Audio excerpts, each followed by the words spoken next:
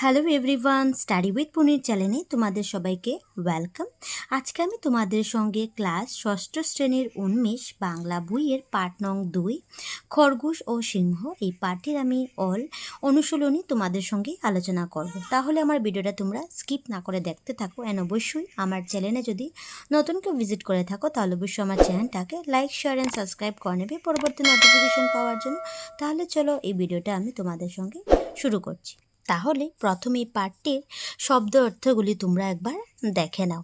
প্রতিদিন শব্দের অর্থ হবে রোজ, অরণ্য শব্দের অর্থ হবে বনে, উপায় শব্দের অর্থ হবে পন্থা, বিলুপ্তি শব্দের অর্থ হবে লুপ্ত হওয়া বা শেষ হওয়া, সিদ্ধান্ত হবে মতস্থির করা, কষ্ট হবে পরিশ্রম, ভেবে চিনতে হবে ভাবনা চিন্তা করে, উত্তম হবে ভালো, সবাইকে হয়ে যাবে সকলকে, প্রতিবিম্ব হয়ে যাবে তোমার প্রতিচ্ছবি, আচমকা হয়ে যাবে তোমার আকস্মিক, ভোজনের হয়ে যাবে তোমার আহারে, শক্তিশালী হয়ে যাবে বলশালী, সাহিত্য হয়ে যাবে তোমার বিনাশ, নিস্তার হয়ে যাবে রেহাই, হিতাহিতি হয়ে যাবে তোমার ভালো মন্দ, শত্রুকে হয়ে যাবে প্রতিপক্ষকে, বিচক্ষণতার হয়ে যাবে তোমার বুদ্ধিমত্তা, উদ্ধত্ত হয়ে যাবে সাহসী বা উগ্র।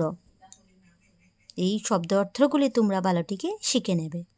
এখন পাঠের ক্রিয়াকলাপগুলি তোমরা দেখে নাও। 1 নম্বর হলো এসো বা দিকে লেখা শব্দের সঙ্গে ডান দিকে দেওয়া অর্থ দাগ টেনে মেলাই।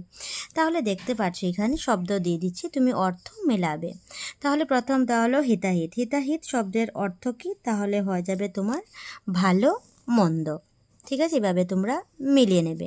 তারপর নেক্সট হবে নিস্তার। নিস্তার শব্দের অর্থ হয়ে যাবে রক্ষা বা উদ্ধার।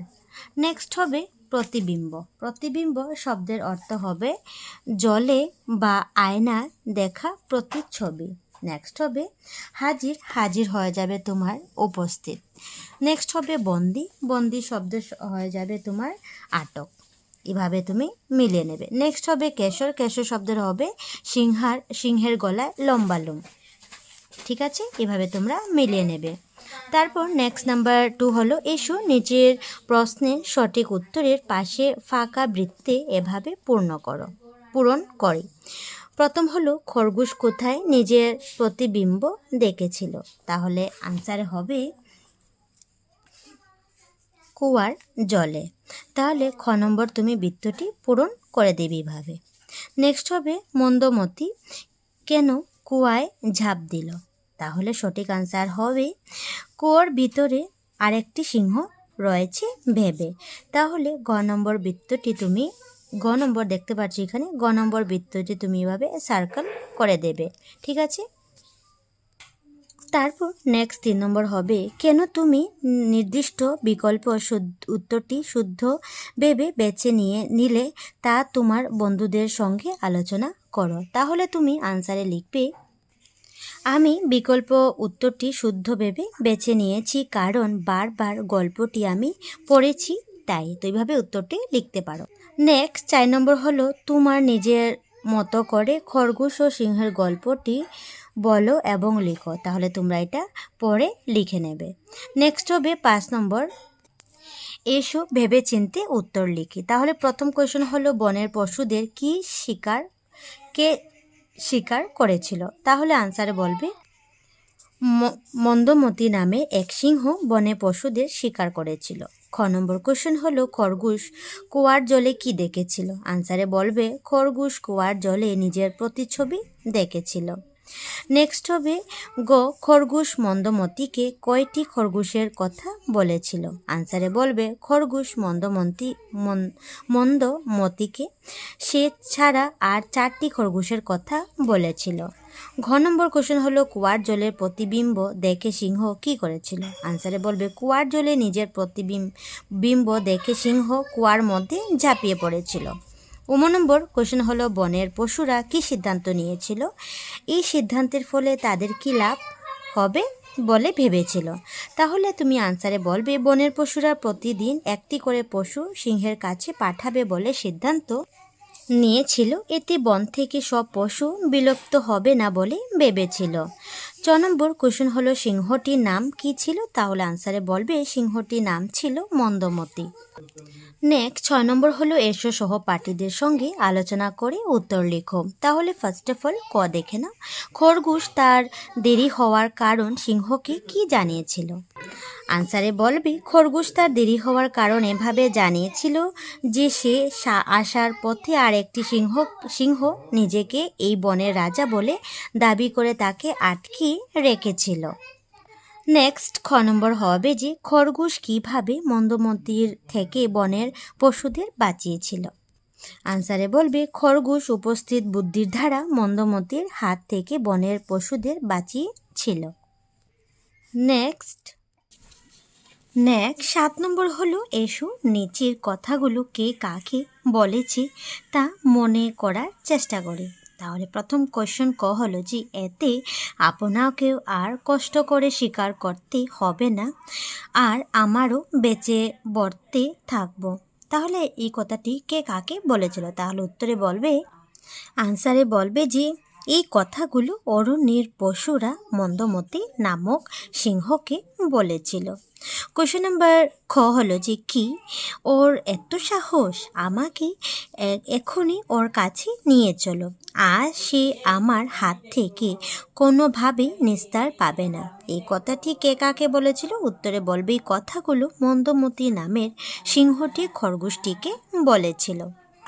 নেক্সট 8 নম্বর হলো এসো বাক্যের ভিতরে শব্দের বিপরীত শব্দ লিখো। তাহলে দেখতে পাচ্ছ বাক্যের মধ্যে যে শব্দ দিয়ে দিচ্ছি ওই শব্দগুলির বিপরীত শব্দ লিখবে। তাহলে পরিষ্কারের বিপরীত হয়ে যাবে নোংরা। আমি লিখে নিচ্ছি, তোমরা একবার দেখে নাও। নোংরা উত্তম হবে অধম, ভয় হবে সাহস, দুষ্ট হবে ভালো, শুরু হবে শেষ, হিত হবে অহিত, ভিতর হবে বাহির, নিচ হবে উচ্চ। তাহলে এভাবে বিপরীত শব্দ তোমরা খাতায় লিখে নেবে। কোশ্চেন নাম্বার 9 হলো যে এসো নিচের শব্দগুলো দিয়ে বাক্য রচনা করি। তাহলে দেখতে পাচ্ছ এখানে অরণ্য দিয়ে বাক্য রচনা আমি লিখে রেখেছি, তোমরা একবার দেখে নাও। সিংহ অরণ্যে বাস করে। প্রস্তাব দিয়ে তুমি বাক্য রচনা করবে। রামবাবুর প্রস্তাবটি অতি উত্তম। প্রতিবিম্ব দিয়ে বলবে আয়নায় নিজের প্রতিবিম্ব দেখা যায়। নেক্সট হবে বিচক্ষণ। খরগোশের বিচক্ষণতার জন্য পশুরা বাঁচল। নেক্সট দেখে নাও, তোমরা নিজে থেকেও কয়েকটি অনুকার শব্দ লিখো।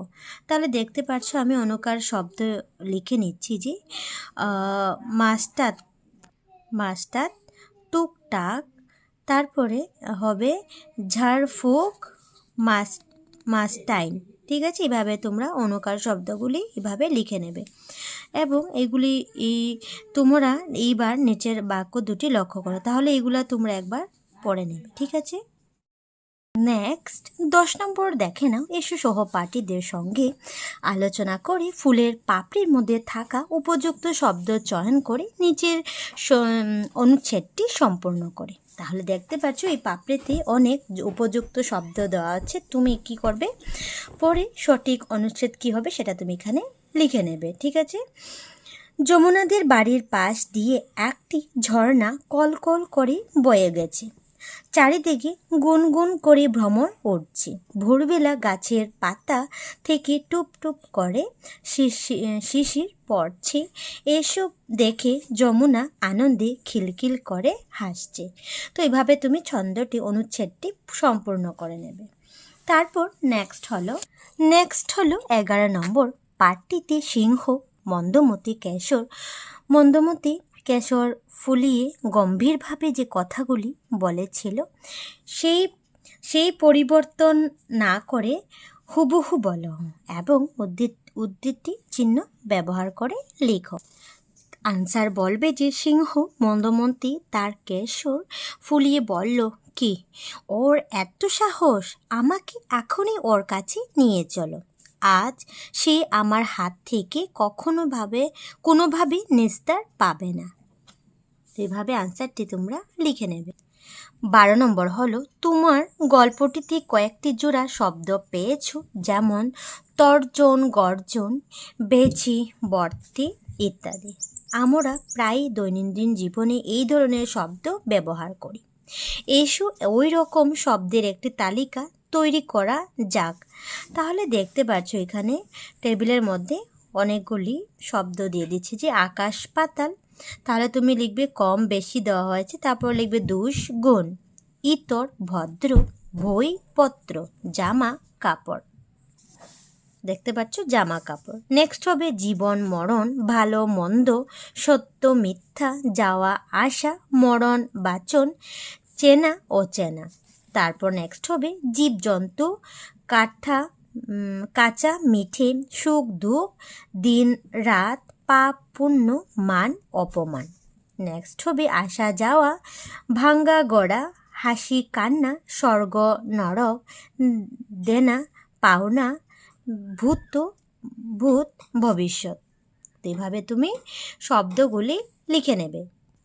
13 নম্বর হবে এসো অন্তর্মিল খুঁজি বার করার চেষ্টা করি। তাহলে দেখতে পাচ্ছ এখানে অলরেডি দেওয়া হয়েছে দই দিয়ে কই, মই, খই। চাল দিয়ে তুমি লিখবে জাল, কাল, পাল। ভুল দিয়ে লিখবে ফুল, পুল, কুল। রন দিয়ে লিখবে পণ, ঋণ, ক্ষণ। ঠিক আছে, এইভাবে তোমরা লিখে নেবে।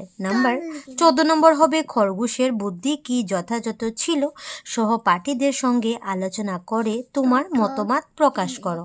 তাহলে তুমি উত্তরে লিখবে, তাহলে তুমি আনসার এভাবে লিখবে যে খরগোশের বুদ্ধি যথাযথ ছিল, তার বুদ্ধি বলেই পশুরা সিংহের হাত থেকে রক্ষা পেল। কোশ্চেন নাম্বার 15 হলো যে খরগোশ বুদ্ধির জোরে বনের পশুদের জীবন বাঁচিয়েছিল। তোমাদের এলাকায় হঠাৎ যদি হাতি বা গন্ডার দেখা যায় তাহলে তুমি কি করবে, ভাবো এবং লেখো। তাহলে তুমি এভাবে বলতে পারো যে আমিও খরগোশের মতো বুদ্ধির জোরে গ্রামবাসীদের নিয়ে সভা করে ব্যবস্থা নিতাম। নেক্সট 16 নম্বর হবে যে খরগোশের জায়গায় তুমি যদি থাকতে তবে মন্দমতির থেকে কি কৌশলে নিজেকে রক্ষা করতে। তোমার ভাবনার কথাগুলি লিখো। আনসারে বলবে যে আমিও কৌশলে মন্দমতির হাত থেকে রক্ষা পাওয়ার চেষ্টা করতাম। নেক্সট 17 নম্বর হবে এসো নিচের শব্দগুলো ব্যবহার করে একটি করে বাক্য রচনা করে। দেখতে পাচ্ছি এখানেও জীবন মরণ দেওয়া হয়েছে, কম বেশি, পরিপাটি, হিতাহিতি, হাট বাজার, তর্জন গর্জন, ভালো মন্দ, জীবজন্তু। তাহলে এগুলি দিয়ে তুমি বাক্য রচনা করবে। দেখতে পাচ্ছ এখানে দেওয়া হয়েছে জীবন মরণ দিয়ে করবে অমল জীবন মরণ প্রণ করে কাজটিতে হাত দিয়েছে। পরিপাটি, রীতা তার জামা কাপড়গুলো বেশ পরিপাটি করে রেখেছে। হাট বাজার দিয়ে বলবে রিনার এখন বয়স হয়েছে, সে নিজের ভালো মন্দ বুঝতে পারে। কম বেশি দিয়ে বলবে ঈদে কম বেশি সবাই নতুন কাপড় কিনে। নেক্সট হবে হিতাহিতি দিয়ে বলবে সিংহটি হিতাহিত জ্ঞান শূন্য হয়েছে হয়ে কুয়োতে ঝাঁপ দিয়েছিল। তারপর নেক্সট বলবে তর্জন গর্জন, ক্ষুধায় সিংহটি তর্জন গর্জন করছিল। জীবজন্তু বলবে চিড়িয়াখানায় নানা জাতির জীবজন্তু দেখতে পাওয়া যায়। তাহলে এই পাঠটির ক্রিয়াকলাপগুলো এখানেই শেষ করলাম। অ্যান্ড পরবর্তী পাঠের ভিডিও যদি পেতে চাও তাহলে অবশ্যই আমার চ্যানেলটাকে লাইক, শেয়ার অ্যান্ড সাবস্ক্রাইব করে রাখবে পরবর্তী নোটিফিকেশন পাওয়ার জন্য। তাহলে টাটা, অ্যান্ড ভিডিওটা কেমন লাগলো অবশ্যই কমেন্টে জানাবে।